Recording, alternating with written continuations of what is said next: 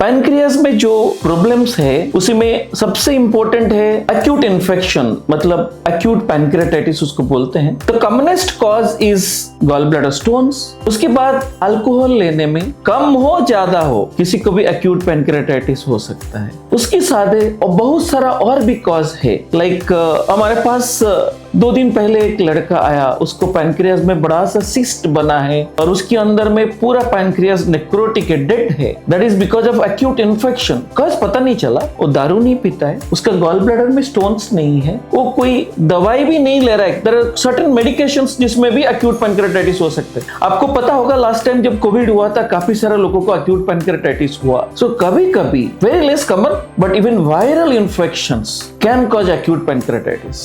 सो उसी की वजह से भी प्रॉब्लम्स हो सकता है, जैसे पैनक्रियाज के आसपास में फ्लूइड कलेक्शन रहता है, पॉश फॉर्मेशन होता है, कभी कभी पैनक्रियाटिक नेक्रोसेक्टमी भी करना पड़ता है क्योंकि पैनक्रियाज की नेक्रोसिस हो जाता है, कंप्लीट डेड हो जाता है। और इसी की इलाज यूजुअली हम मेडिसिन में करते हैं जब अर्ली स्टेज में है, माइल्ड अटैक है, एंटीबायोटिक्स देते हैं और धीरे धीरे ठीक हो जाते हैं। और कॉज को ट्रीटमेंट करना जरूरी है। लाइक गॉल ब्लैडर में स्टोन है, गॉल ब्लैडर और स्टोन्स को निकालना पड़ेगा, नहीं तो 2 बार बार पैनक्रियाटाइटिस आ सकता है। अल्कोहल ले रहे उसको बंद करना बहुत जरूरी है। और उसके साथ कोई ड्रग्स की वजह से हो रहा है तो उसको कारण ढूंढ के बंद करना चाहिए। और कभी कभी कारण भी नहीं है, पैनक्रियाटाइटिस, एक्यूट पैनक्रियाटाइटिस रिकरेंटली होता है। और जब इन्फेक्शन ज्यादा है और पैनक्रियाटिक नेक्रोसिस है, मतलब डेड पैनक्रियाज इन्फेक्टेड है, एक सिस्ट बना हुआ है बड़ा सा, उस सब सिचुएशन में पैनक्रियाज एक्यूट पैनक्रियाटाइटिस में कभी कभी सर्जरी की जरूरत पड़ सकता है। और टाइम के साथ पहले हम जब सर्जरी करते थे बड़ा पेट में कट करके करते थे, पेशेंट वेंटिलेटर में रहता था, रिकवरी बहुत डिफिकल्ट होता था। 25 इयर्स बैक, 20 इयर्स बैक की